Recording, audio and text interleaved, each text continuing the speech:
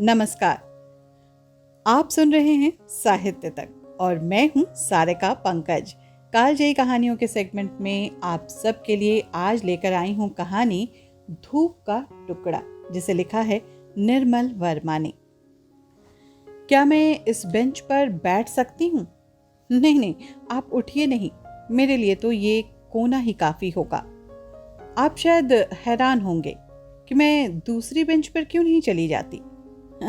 इतना बड़ा पार्क है, चारों तरफ तो खाली बेंचें पड़ी ही हैं। मैं आपके पास ही क्यों धंसना चाहती हूँ? आप बुरा न माने तो एक बात कहूँ, जिस बेंच पर आप बैठे हैं ना, वो मेरी है। जी हाँ, मैं यहाँ रोज बैठती हूँ। नहीं नहीं, आप गलत ना समझें, इस बेंच पर मेरा कोई नाम नहीं लिखा है।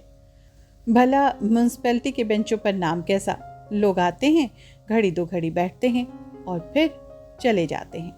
किसी को याद भी नहीं रहता कि फला दिन फला आदमी यहाँ बैठा था। उसके जाने के बाद बेंच पहले की तरह ही खाली हो जाती है। जब कुछ देर बाद कोई नया आगंतुक आकर उसी पर बैठता है तो उसे पता भी नहीं चलता कि इससे पहले वहाँ कोई स्कूल की बच्ची या अकेली बुढ़िया या नशे में धुत कोई जिप्सी बैठा होगा। नहीं जी, नाम तो वहीं लिखे जाते हैं जहां आदमी टिक कर रहता हो। तभी तो घरों के नाम होते हैं या फिर कब्रों के होते हैं। हालांकि कभी कभी मैं सोचती हूँ कि कब्रों पर नाम न भी हो तो भी खास अंतर तो नहीं पड़ेगा। कोई जीता जागता आदमी जानबूझकर दूसरे की कब्र में घुसना पसंद नहीं करेगा ना। आप उधर देख रहे हैं, घोड़ा गाड़ी की तरफ। नहीं, इसमें हैरानी की कोई बात नहीं। शादी ब्याह के मौके पर लोग अब भी घोड़ा गाड़ी का इस्तेमाल तो करते ही हैं। मैं तो हर रोज देखती हूँ, इसलिए मैंने ये बेंच अपने लिए ही चुनी है। यहाँ बैठकर आंखें सीधे गिरजे पर जाती हैं। आपको अपनी गर्दन टेढ़ी नहीं करनी पड़ती। बहुत पुराना गिरजाघर है ये। इस गिरजे में शादी करवाना बहुत बड़ा गौरव माना जाता है। लोग 8-10 महीने पहले से अपना नाम यहाँ पे दर्ज करवा देते हैं। वैसे सगाई और शादी के बीच इतना लंबा अंतराल ठीक नहीं है। कभी कभी बीच में मनमुटाव भी हो जाता है और ऐन विवाह के मुहूर्त पे वर-वधू में से कोई भी दिखाई नहीं देता। उन दिनों ये जगह सुनसान पड़ी रहती है, न कोई भीड़ न कोई घोड़ा गाड़ी। भिखारी भी खाली हाथ लौट जाते हैं। ऐसे ही एक दिन मैंने सामने वाली बेंच पर एक लड़की को देखा था। अकेली लड़की बैठी थी और सूनी आंखों से गिरजे को देख रही थी। पार्क में यही एक मुश्किल है, इतने खुले में सब अपने अपने में बंद बैठे रहते हैं। आप किसी के पास जाकर सांत्वना के 2 शब्द भी नहीं कह सकते। आप दूसरे को देखते हैं, दूसरे आपको देखते हैं। शायद इससे भी कोई तसल्ली मिलती होगी। यही कारण है कि अकेले कमरे में जब तकलीफ दुश्वार हो जाती है तो अक्सर लोग बाहर चले जाते हैं। सड़कों पर, पब्लिक पार्क में, किसी पब में चले गए। वहां आपको कोई तसल्ली न भी दे तो भी आपका दुख एक जगह से तो मुड़कर दूसरी तरफ करवट ले ही लेता है। ना, इससे तकलीफ का बोझ कम नहीं होता, लेकिन आप उसे कुली के समान एक तरफ से उठाकर दूसरी तरफ के कंधे पर रख देते हैं। ये क्या कम राहत की बात है? मैं तो ऐसा ही करती हूँ। सुबह से ही अपने कमरे से बाहर निकल आती हूँ। नहीं नहीं, आप गलत नहीं समझिए, मुझे कोई तकलीफ नहीं है। मैं धूप की खातिर यहाँ आती हूँ। आपने तो देखा ही होगा कि सारे पार्क में सिर्फ यही एक बेंच है जो उस पेड़ के नीचे नहीं है। इस बेंच पर एक पत्ता भी नहीं झड़ता। फिर इसका एक बड़ा फायदा ये भी है कि यहाँ से मैं सीधे गिरजे की तरफ देख सकती हूँ। लेकिन ये तो मैं शायद आपसे पहले ही बता चुकी हूँ।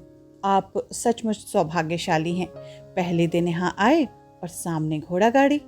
आप देखते रहिए, कुछ ही देर में गिरजे के सामने छोटी सी भीड़ जमा हो जाएगी।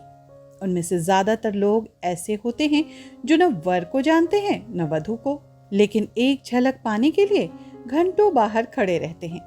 आपके बारे में तो मुझे मालूम नहीं, लेकिन कुछ चीज़ों को देखने की उत्सुकता जीवन भर खत्म नहीं होती। अब देखिए ना, आप इस पेरम्बुलेटर के आगे बैठे थे। पहले इच्छा ये हुई कि झांक कर भीतर देखूं, जैसे आपका बच्चा औरों से अलग होगा। अलग होता नहीं, इस उम्र में सारे बच्चे एक जैसे ही होते हैं, मुंह में चूसनी दबाए लेटे रहते हैं। फिर भी जब मैं किसी पेरम्बुलेटर के सामने से गुजरती हूँ ना, तो एक बार भीतर झांकने की जबरदस्त इच्छा होती है।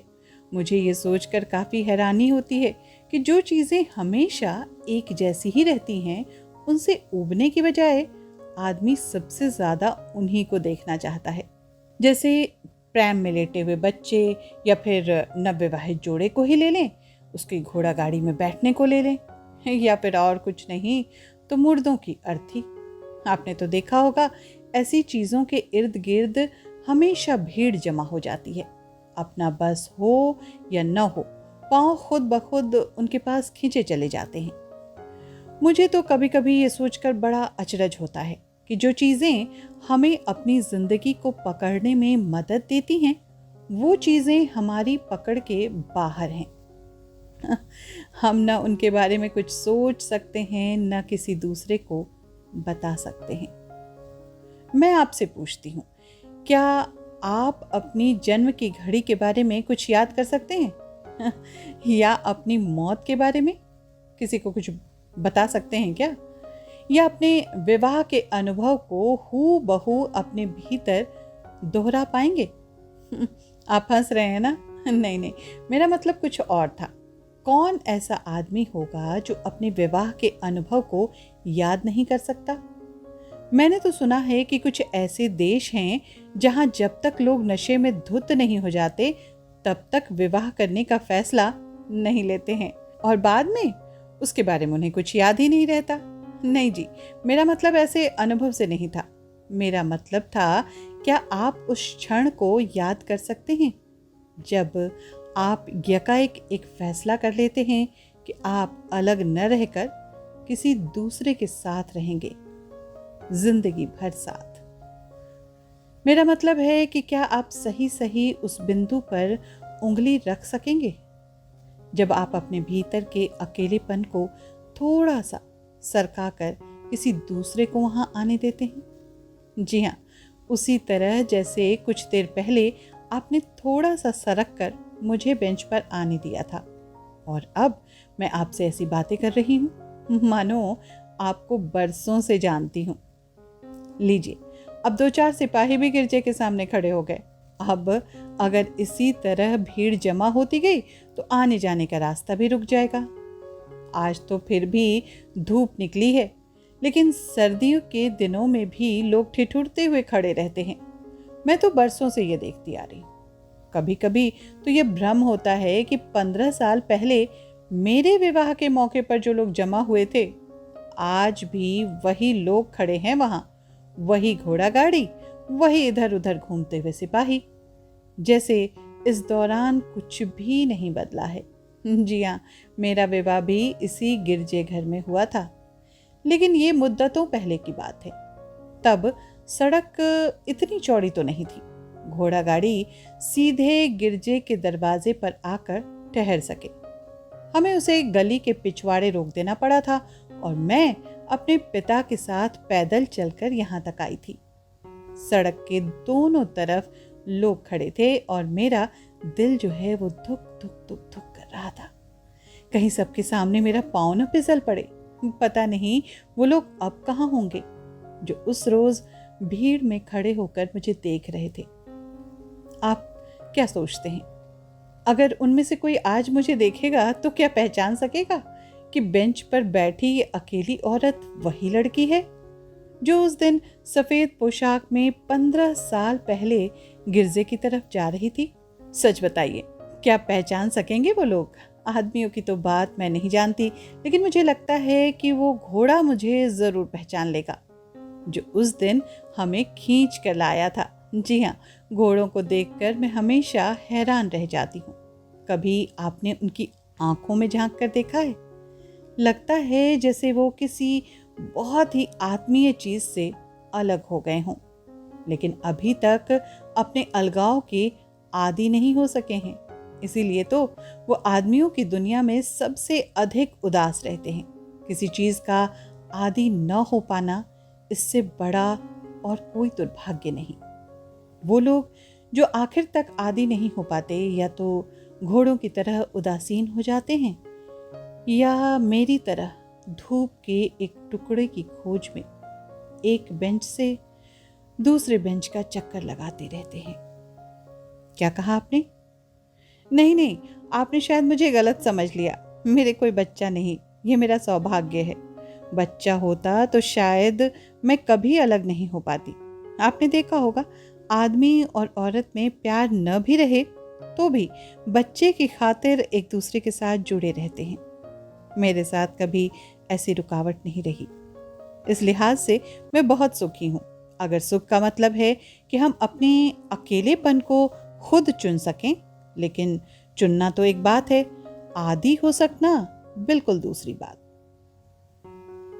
जब शाम को धूप मिटने लगती है तो मैं अपने कमरे में चली जाती हूँ, लेकिन जाने से पहले मैं कुछ देर उस पब में जरूर बैठती हूँ जहां वो मेरी प्रतीक्षा करता था। जानते हैं उस पब का नाम क्या है? बोनापार्ट। जी हाँ, कहते हैं जब नेपोलियन पहली बार इस शहर में आया था तो उस पब में बैठा था, लेकिन उन दिनों मुझे इसका कुछ भी पता नहीं था। जब पहली बार उसने मुझे कहा कि हम बोनापार्ट के सामने मिलेंगे, तो मैं सारी शाम शहर के दूसरे सिरे पर खड़ी रही जहां नेपोलियन घोड़े पर बैठा है। आपने कभी अपनी पहली डेट इस तरह गुजारी है कि आप सारी शाम पब के सामने खड़े रहें और आपकी मंगेतर पब्लिक स्टैचू के नीचे? बाद में जो उसका शौक था वो मेरी आदत बन गई। हम दोनों हर शाम कभी उस जगह जाते जहां मुझे मिलने से पहले वो बैठता था, या उस शहर के उन इलाकों में घूमने निकल जाते जहां मैंने बचपन गुजारा था। यह आपको कुछ अजीब नहीं लगता कि जब हम किसी व्यक्ति को बहुत चाहने लगते हैं तो न केवल वर्तमान में उसके साथ रहना चाहते हैं, बल्कि उसके अतीत को भी निगल जाना चाहते हैं। जब वो हमारे साथ नहीं था, हम इतने लालची और ईर्ष्यालु हो जाते हैं कि हमें ये भी सोचना असहनीय लगता है कि कभी ऐसा समय रहा होगा जब वो हमारे बगैर जीता था, प्यार करता था, सोता जागता था। फिर अगर कुछ साल उसी एक आदमी के साथ गुजार दें तो ये कहना भी असंभव हो जाता है कि कौन सी आदत आपकी अपनी है और कौन सी आपने दूसरे से चुरा ली है। जी हाँ, ताश के पत्तों की तरह वो इस तरह आपसे घुल मिल जाती हैं कि आप किसी एक पत्ते को उठाकर नहीं कह सकते कि ये पत्ता मेरा है और वो पत्ता उसका। देखिए ना, कभी कभी मैं सोचती हूँ कि मरने से पहले हम में से हर एक को ये छूट जरूर मिलनी चाहिए कि हम अपने चीड़ फाड़ खुद कर सकें, अपने अतीत की तहों को प्याज के छिलकों की तरह एक एक कर कर उतारते जाएं। आपको हैरानी होगी कि सब लोग अपना अपना हिस्सा लेने आ पहुंचेंगे। माँ बाप, दोस्त, पति, सारे छिलके दूसरों के। आखिर की सूखी डंठल आपके हाथ में रह जाएगी, जो किसी काम की नहीं होगी, जिसे मृत्यु के बाद जला दिया जाता है या मिट्टी के नीचे दबा दिया जाता है। देखिए, अक्सर कहा जाता है कि हर आदमी अकेला मरता है। मैं ये नहीं मानती। वो उन सब लोगों के साथ मरता है जो उसके भीतर रहते थे, जिनसे वो लड़ता था या फिर प्रेम करता था। वो अपने भीतर पूरी एक दुनिया लेकर जाता है। इसीलिए हमें दूसरे के मरने पर जो दुख होता है ना, वो थोड़ा बहुत स्वार्थी किस्म का दुख है, क्योंकि हमें लगता है कि इसके साथ हमारा एक हिस्सा भी हमेशा के लिए खत्म हो गया। अरे देखिए ना, वो जाग गया। जरा पेरम्बुलेटर हिलाइए, धीरे धीरे हिलाते जाइए, अपने आप चुप हो जाएगा। मुंह में चूसनी इस तरह दबाकर लेटा है जैसे छोटा मोटा सिगार हो। देखिए देखिए कैसे ऊपर बादलों की तरफ टुकुर टुकुर ताक रहा है। मैं जब छोटी थी तब लकड़ी लेकर बादलों की तरफ इस तरह घुमाती थी जैसे कि वो मेरे इशारों पर आकाश में चल रहे हों। आप क्या सोचते हैं, बच्चे इस उम्र में जो कुछ देखते हैं या वो सुनते हैं, वो क्या बाद में उन्हें याद रह पाता होगा? रहता तो जरूर होगा, कोई आवाज या कोई झलक या फिर कोई आहट जिसे बड़े होकर हम उम्र के जाले में खो देते हैं। लेकिन किसी अनजाने मौके पर जरा सा इशारा पाते ही हमें लगता है कि इस आवाज को कहीं तो हमने सुना है। ये घटना या ऐसी ही कोई घटना पहले कभी हुई होगी।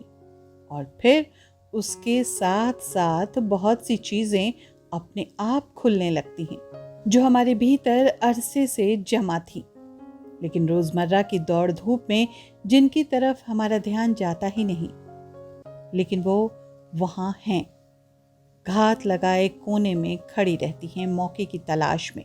और फिर किसी भी घड़ी सड़क पर चलते हुए या ट्राम की प्रतीक्षा करते हुए या रात को सोने और जागने के बीच वो अचानक आपको पकड़ लेती हैं।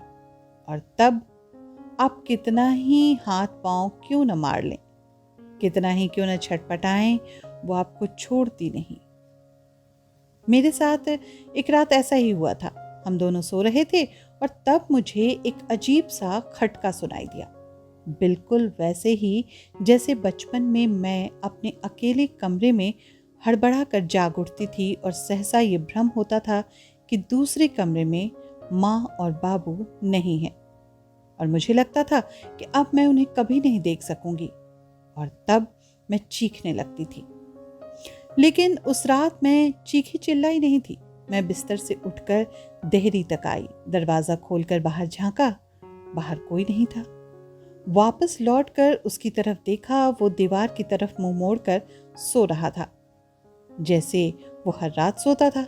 उसे कुछ भी सुनाई नहीं दिया था। तब मुझे पता चला कि वो खटका कहीं बाहर नहीं, मेरे भीतर हुआ था। नहीं, मेरे भीतर भी नहीं, अंधेरे में एक चमगादड़ की तरह वो मुझे छूता हुआ निकल गया था, न बाहर न भीतर, फिर भी चारों तरफ फड़फड़ाता हुआ। मैं पलंग पर आकर बैठ गई जहां वो लेटा हुआ था और धीरे धीरे उसके देह को छूने लगी, उसकी देह के उन सब कोनों को छूने लगी जो एक जमाने में मुझे तसल्ली देते थे।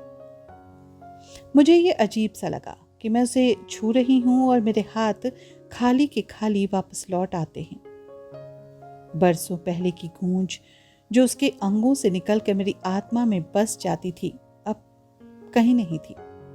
मैं उसी तरह उसकी देह को टो रही थी जैसे कुछ लोग पुराने खंडहरों पर अपना नाम खोजते हैं जो मुद्दत पहले उन्होंने दीवारों पर लिखे थे। लेकिन मेरा नाम वहां कहीं नहीं था। कुछ और ही निशान थे जिन्हें मैंने पहले कभी नहीं देखा था, जिनका मुझसे दूर दूर तक कोई भी वास्ता नहीं था।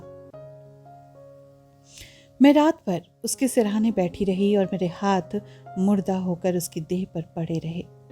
मुझे भयानक सा लगा कि हम दोनों के बीच जो खालीपन आ गया था वो मैं किसी से कह नहीं सकती थी। जी हाँ, अपने वकील से भी नहीं, जिन्हें मैं अरसे से जानती थी। वे समझे मैं सठिया गई हूं। कैसा खटका? क्या मेरा पति किसी दूसरी औरत के साथ जाता था? क्या वो मेरे प्रति क्रूर था? जी हाँ, उसने प्रश्नों की झड़ी लगा दी थी और मैं थी कि एक इडियट की तरह उसका मुंह ताकती रही। और तब मुझे पहली बार पता चला कि अलग होने के लिए कोर्ट कचहरी जाना जरूरी नहीं। अक्सर लोग कहते हैं कि अपना दुख दूसरों के साथ बांटकर हम हल्के हो जाते हैं। मैं कभी हल्की नहीं होती। नहीं जी, लोग दुख नहीं बांटते, सिर्फ फैसला करते हैं कौन दोषी है और कौन निर्दोष है। मुश्किल ये है कि जो एक व्यक्ति आपकी दुखती रग को सही सही पहचान सकता है, उसी से हम अलग हो जाते हैं। इसलिए मैं अपने मोहल्ले को छोड़कर शहर के इस इलाके में आ गई। यहाँ मुझे कोई जानता ही नहीं। यहाँ मुझे देखकर भी कोई ये नहीं कहता कि देखो, ये औरत अपने पति के साथ 8 वर्षों तक रही और फिर अलग हो गई। पहले जब कोई इस तरह की बात कहता था तो मैं बीच सड़क पर खड़ी हो जाती थी। रिक्शा होती थी, लोगों को पकड़कर शुरू से आखिर तक सब कुछ बताऊं। कैसे हम पहली शाम अलग अलग एक दूसरे की प्रतीक्षा करते रहे थे, वो पब के सामने और मैं मूर्ति के नीचे। कैसे उसने पहली बार मुझे पेड़ के तने से सटाकर चूमा था। कैसे मैंने पहली बार डरते डरते उसके बालों को छुआ था। जी हाँ, मुझे ये लगता था कि जब तक मैं उन्हें ये सच नहीं बता दूंगी तब तक उस रात के बारे में कुछ नहीं कह सकूंगी। जब पहली बार मेरे भीतर खटका हुआ था और बरसों बाद ये इच्छा हुई थी कि मैं दूसरे कमरे में भाग जाऊं जहां मेरे माँ बाप सोते थे, लेकिन वो कमरा खाली था। जी, मैंने कहीं पढ़ा था कि बड़े होने का मतलब है कि अगर आप आधी रात को जाग जाएं और कितना ही क्यों न चीखे चिल्लाएं, दूसरे कमरे से कोई नहीं आएगा, वो हमेशा खाली रहेगा। देखिए, उस रात के बाद मैं कितनी बड़ी हो गई हूं, लेकिन एक बात मुझे अब तक समझ में नहीं आती। भूचाल या बमबारी की खबरें अखबारों में छपती हैं, दूसरे दिन सबको पता चल जाता है कि जहां बच्चों का स्कूल था वहां खंडहर है, जहां खंडहर थे वहां उड़ती हुई धूल बाकी रह गई है। लेकिन जब लोगों के साथ ऐसा होता है तो किसी को कोई खबर नहीं होती। उस रात के बाद दूसरे दिन मैं सारे शहर में अकेली घूमती रही और किसी ने मेरी तरफ देखा भी नहीं।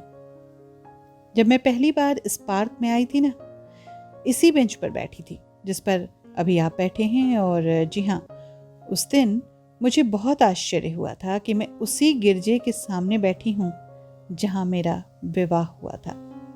तब सड़क इतनी चौड़ी तो नहीं थी कि हमारी घोड़ा गाड़ी सीधे गिरजे के सामने आ सके। हम दोनों पैदल चलकर यहाँ आए थे। आप सुन रहे हैं ऑर्गन पे संगीत। देखिए ना, उन्होंने दरवाजे खोल दिए हैं। संगीत की आवाज तो यहाँ तक आती है, सुनते ही मुझे पता चल जाता है कि उन्होंने एक दूसरे को चूमा है, अंगूठियों की अदला बदली की है और अब बस थोड़ी सी देर और है। वो अब बाहर आने वाले हैं। लोगों में अब इतना चैन कहाँ कि शांति से खड़े रहें। अगर आप जाकर देखना चाहते हैं तो निश्चिंत होकर चले जाएं। मैं तो यहाँ बैठी ही हूँ, आपके बच्चे को देखती रहूंगी। क्या कहा आपने? जी हाँ, शाम होने तक यहीं रहती हूँ, फिर यहाँ सर्दी हो जाती है ना, दिन भर मैं ये देखती रहती हूँ कि धूप का टुकड़ा किस बेंच पर है, उसी बेंच पर जाकर बैठ जाती हूँ। पार्क का कोई ऐसा कोना नहीं जब मैं घड़ी आधा घड़ी नहीं बैठी हूँ, लेकिन ये बेंच मुझे सबसे ज्यादा अच्छी लगती है। एक तो इस पर पत्ते नहीं झड़ते और दूसरे, अरे आप जा रहे हैं? निर्मल वर्मा आधुनिक हिंदी साहित्य में प्रकृति और प्रेम के अनूठे कथाकार हैं। आपने कहानी, उपन्यास, नाटक, निबंध, यात्रा संस्मरण जैसी विधाओं में खूब लिखा है और साहित्य सेवा के लिए पद्म भूषण सहित मूर्ति देवी, साहित्य अकादमी और ज्ञानपीठ जैसे प्रतिष्ठित सम्मानों से नवाजे गए हैं। 25 अक्टूबर को उनकी पुण्यतिथि है। कालजयी कहानियों की श्रृंखला में आज की कहानी आपने सुनी धूप का एक टुकड़ा, जिसे लिखा था निर्मल वर्मा ने। आपको ये कहानी कैसी लगी मेरी आवाज में जरूर बताइएगा कमेंट बॉक्स में। फिर लेकर आऊंगी एक नई कालजयी कहानी अगले रविवार को। तब तक करिए मेरा इंतजार। इजाजत दीजिए, नमस्कार।